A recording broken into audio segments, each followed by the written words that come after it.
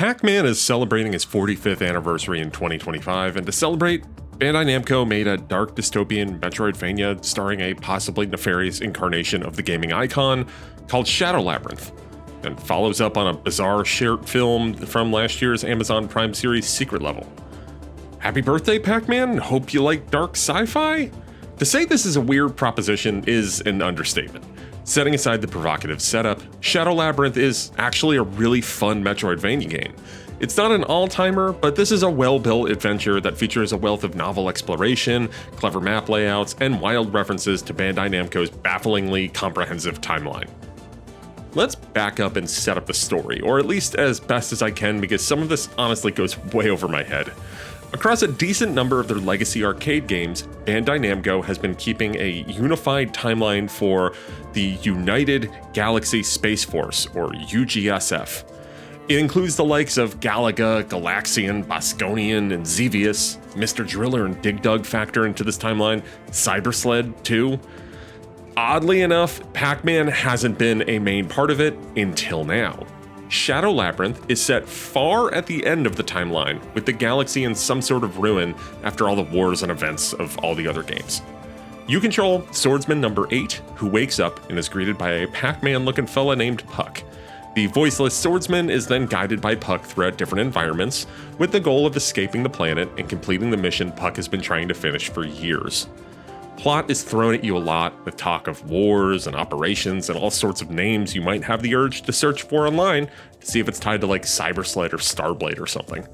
I recognized a handful of references to Namco games, but even as someone who has played a number of Namco Museum games featuring the games in this shared universe, most of this didn't ring any bells for me.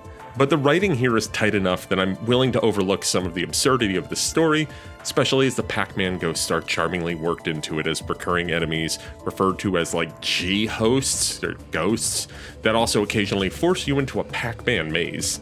It's such a gonzo move to make this the new Pac-Man game, and through it all, it kind of works. Though the story only works because the foundational gameplay is solid. While it has some rough patches, especially in the first third, Shadow Labyrinth is an enjoyable Metroidvania. It's very focused on melee combat, which is where some of this early issues come from. Your swordsman has few options early on with just like a basic combo and a token special ability. This made for some frustrating brick walls, especially in the first major Branching Path region, as you can stumble upon some tough optional bosses that are difficult to tell if they're on the critical path or not. But once you have access to more abilities and customization options, you can tune your swordsman to suit your playstyle. While I've definitely played games in this genre that more heavily rely on combat and kill rooms, some of the reliance on combat here gets frustrating, largely because of some slightly unclear hit detection and relatively punishing file states. Dodging and parrying is key in combat, but sometimes it's tough to tell if you're safe or not, depending on the enemy placement and situation. Also, for a game so focused on exploration, one false step can set you back many rooms, though thankfully you retain any collectibles and currency you acquired along the way.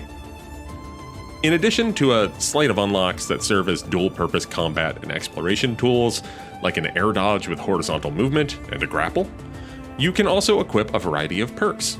These perks strengthen specific abilities, increase the range of abilities and attacks, add on extra health, or power up the giant mech you can transform into. Yes, that's correct, you can transform into a giant mech in this game as well. Called Gaia, this giant mech can be used to bypass some hazards, but it's best used in tough battles as a borderline get-out-of-jail-free card. It's time-limited, so you can't abuse it, but it's always fun to turn into a mech.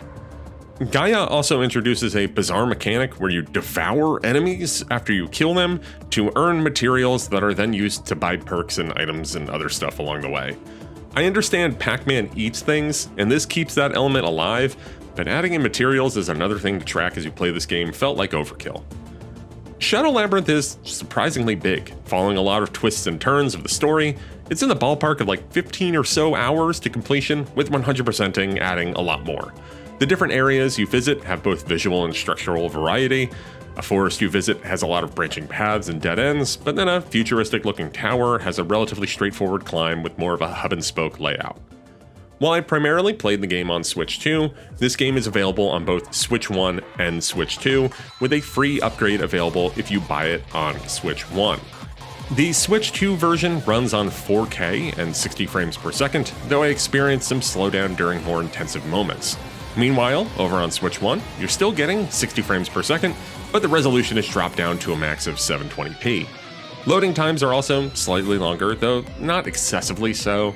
Both versions are totally fine with identical content. I admittedly thought Shadow Labyrinth was just a dumb joke game when it was first announced. As Bandai Namco shut off the game, though, it is clearly made by people who just want to make a fun game with this wild Pac-Man lore as a mechanical overlay. I had a blast exploring this dark corner of the Namco multiverse that is essentially Pac-Man's midlife crisis. Shadow Labyrinth is assuredly the most interesting Pac-Man evolution since the hero's mid-20s. Sometimes the biggest series left turns wind up being a hell of a good time. This video was made possible by our generous supporters on Patreon. Check out patreon.com/NWR for all the details.